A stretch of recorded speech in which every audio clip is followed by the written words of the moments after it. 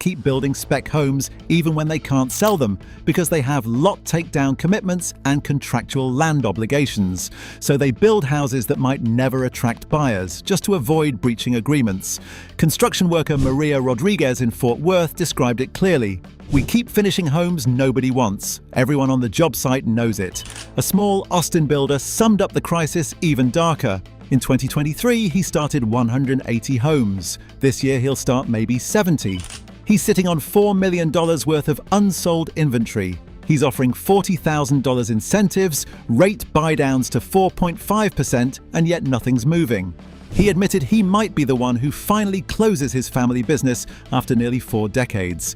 The crisis hiding in plain sight, February 2025. International buyers shrank by half. Mortgage rates crushed affordability. Texas still has the second worst housing shortage in the country. October 2025, Dallas-Fort Worth. A Bloomfield Homes subdivision sits still and silent. No laborers, no machinery, no framing crews, just rows of finished homes with nobody living in them. Dallas area builders are making quiet adjustments behind the scenes. Sales have cooled, profits are thinning, and companies are taking whatever steps they can just to stay afloat. A lot is happening beneath the surface that most people don't see. A few months ago, we had a client whose home was still under construction. While checking on progress, we noticed the builder's website listed a lower base price for the exact same floor plan. Naturally, we reached out asking if they'd honor the new price. Their answer? Absolutely not. Don Dykstra, Bloomfield's chairman, walks the site with his jaw set. They originally planned to slash housing starts by 50%. They ended up cutting about 25% instead, but even that wasn't enough. Completed homes keep stacking up. North Texas builders have reduced new starts by nearly 20% as demand tanked during the third quarter. Houston builders are watching inventory balloon. Permit activity in Austin has fallen. San Antonio's experiencing sharp pullbacks. Across Texas, residential construction permits are down 6.9% year to date. Residential Strategies now estimates roughly 42,000 homes will be started in DFW this year, the lowest annual total since 2019. And this slowdown isn't isolated. As of late September 2025, Residential Strategies counted 105,000 vacant developed lots in DFW, a 29.1-month supply, well above the 24-month equilibrium. Nearly 11,090 finished vacant homes sit unsold. Meanwhile, more than 69,000 lots remain under development, close to record highs, flipping the market from lot scarcity to clear oversupply. In response, builders have slammed the brakes. August 27th, Governor Greg Abbott isn't at the Capitol.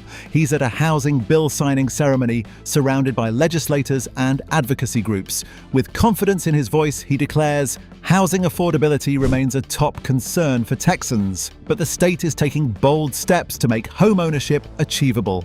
He signs Senate Bill 15, Senate Bill 840, and House Bill 24, all aimed at increasing supply and lowering costs. Yet despite these reforms, home builders aren't ramping up. They're freezing activity, cutting production, trimming staff. And Abbott eventually reaches a breaking point.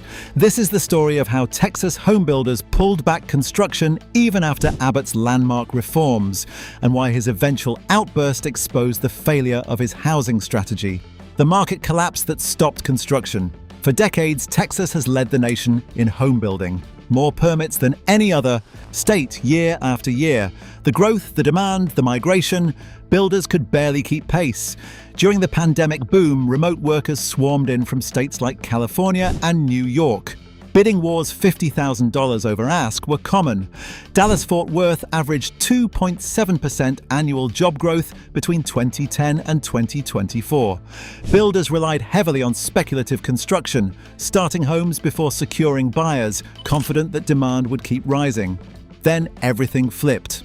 During the 12 months ending August 2025, DFW added only 27,300 net new jobs, a 0.6% growth rate. Job growth collapsed by roughly 80%. Mortgage rates climbed from 6.3% to 6.7%. buyers vanished. In 2024, international buyers made up over 60% of new construction sales in many northern DFW suburbs. This year, they've fallen below 30%. International demand, a major pillar of builder sales, simply evaporated. Cassie Gibson of Residential Strategies said it plainly. By mid-year, it became clear that sales weren't keeping pace. Builders dramatically cut their starts to match the weakened sales velocity. Many DFW builders saw a 20–30% drop in foot traffic and sales during the summer, a devastating blow. So incentives exploded. Mortgage buy-downs, closing cost assistance, free design upgrades from flooring to cabinetry. Some builders even brought down entire 30-year interest rates into the 4 to 5% range. Rose Schwartz, a Redfin Premier agent in Houston, summed it up. Builders are desperate, prices are softer than usual, incentives are beefier, and buyers have leverage because inventory exceeds demand. But still, traffic fell, sales plummeted, inventory kept climbing. Abbott's housing reforms and why they didn't work. During the 2025 session, Abbott claimed Texas had done more than any other state to tackle housing costs. 3 sweeping bills, a historic push. Senate Bill 15 forced large cities to loosen excessive minimum lot size requirements, enabling denser development. Houston boomed after reducing lot sizes, and Abbott wanted that statewide.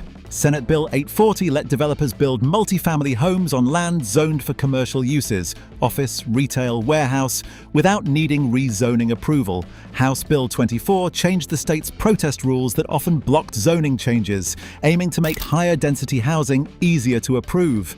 Housing groups cheered. Cities finally had fewer barriers. Developers finally had more flexibility. But none of it mattered. Instead of unleashing construction, builders cut starts nearly 20%. Permits fell almost 7% statewide. Builders downsized instead of expanding. Why? Because the reforms collided with a market meltdown. Abbott didn't anticipate the economic downturn arriving this fast. Builders bleeding cash. Bloomfield Homes trimmed starts 25% and still ended up with too many homes sitting idle. They doubled down on incentives, upgraded doors, flooring, lighting, anything to move inventory. Houston. Builders are seeing pricing soften. New homes now sell for about 97% of list price, compared to 99% over the summer, a meaningful drop in pricing power. Builders want to avoid lowering prices outright, so they throw $10,000, $20,000 in incentives at buyers instead. Ben Caballero of Homes USA put it bluntly, builders are spending tens of thousands per house just to get them sold. Then come the layoffs, a shocking development in a state known for constant building. Some Texas builders are cutting staff, something longtime agents say they've never seen. Abbott's State of the State address. He vowed to tackle affordability. He said the answer was reducing red tape and speeding up permits. He delivered on those promises. The legislature did everything housing advocates asked for. But Abbott won't admit what the builders already know. The real problem isn't regulation, it's the economy. DFW job growth cratered from 2.7% to 0.6%. International buyers shrank by half. Mortgage rates crushed affordability. Texas still has the second worst housing shortage in the country, needing 306,000 more homes. Abbott knows this, but regulatory reform doesn't matter when buyers simply can't afford homes. You can legalize density, streamline zoning, unlock land, but if people can't buy homes, builders won't build them. At a housing conference in September, one executive said what everyone was thinking: you can't legislate demand. The moment Abbott snapped September 12, 2025, a closed-door meeting at the governor's mansion. No press, only lawmakers and major home builders. One builder asked the simple question, "We got the reforms, but sales are down 30%. What are we supposed to do?" Abbott stiffened, his voice sharpened. "We removed the barriers. The rest is the market. I can't control rates. I can't control job growth. I can't conjure international buyers." Someone pushed again. So the reforms didn't work. "The reforms worked," he barked, "but they can't fix demand." Then came the leaked audio, the line that blew everything open. "We didn't expect the market to turn this fast. If you're asking if regulations caused this, they didn't. Removing them won't fix it. This is bigger than housing policy." That admission set off headlines statewide and politically wounded Abbott. The pivot and the math that never penciled out. In October, Abbott unveiled new ideas: tax exemptions for home improvements, property tax relief, talk of fighting investor buyers, anything except acknowledging the real cause: a slowing Texas economy. Demand vanished, jobs slowed. Affordability collapsed. Builders built homes expecting endless buyers. Then the buyers disappeared. Now you have 20% cuts in new construction, 29-month lot supply, nearly 11,090 finished homes sitting empty, permits falling, long-time builders laying off staff, companies on the brink of shutting down. And Abbott still insists regulations were the main issue, even after admitting privately that they weren't. Housing advocates say the state should treat the situation like a natural disaster because it's destroying livelihoods. But Abbott treated it like a zoning paperwork problem. Builders can't build homes people can't afford. They can't sell to buyers who no longer exist. And no laws, no reforms, no zoning changes can force demand to return.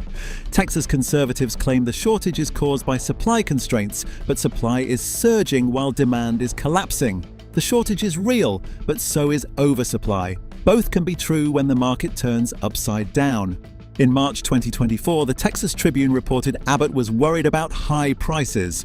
15 months later, construction is down 20%, workers are being laid off, inventory is historically high, and Abbott is pointing fingers at everything except the slowing economy.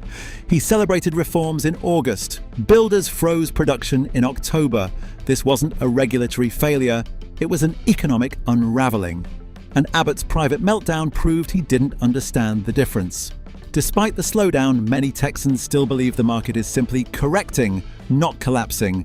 But the numbers tell a far darker story. Appraisal districts across the state are preparing for widespread valuation drops in 2026, something that hasn't happened in more than a decade. Lower valuations mean strained school budgets, smaller municipal revenues, and cities already bracing for cuts in essential services. Builders aren't the only ones tightening belts. Local governments that once relied on booming growth to fund roads, utilities, and infrastructure now face the reality that development fees and tax revenue are drying up at the exact moment service demands are rising. Texas built an economy on constant construction, and when that engine sputters, everything around it shakes. Real estate brokerages are feeling the impact too. Several large firms in Dallas and Austin have quietly frozen hiring, trimmed marketing budgets, and reduced office footprints. Some broker teams that flourished during the pandemic migration wave are dissolving altogether. Agents who once sold 40 homes a year are now lucky to close 12. And with builders slashing starts, the once dependable pipeline of new construction listings is evaporating. The slowdown is pushing many agents to pivot, some toward leasing, some toward commercial, some toward entirely new careers. In an industry that thrives on momentum, this sudden stillness is suffocating. Meanwhile, Texas families caught in the middle of the crisis are facing an impossible dilemma: buy a home they can't afford, or rent a home that keeps getting more expensive. Rents have not fallen the way home prices have softened, leaving thousands stuck in housing limbo. Teachers, nurses, warehouse workers, and young families who moved to Texas for opportunity now find themselves priced out of both renting and buying, victims of a market that was built on the assumption that demand would never slow. As builders halt construction and inventory piles up, affordability hasn't improved for everyday Texans. Instead, the gulf between what homes cost and what people earn continues to widen, proving that the collapse of demand didn't make housing more accessible. It just exposed how fragile the system really was. If this helped you see what's really unfolding in Texas home building, hit subscribe, because the story is far from over. More cuts are coming, more builders are in trouble, and the inventory wave is still building.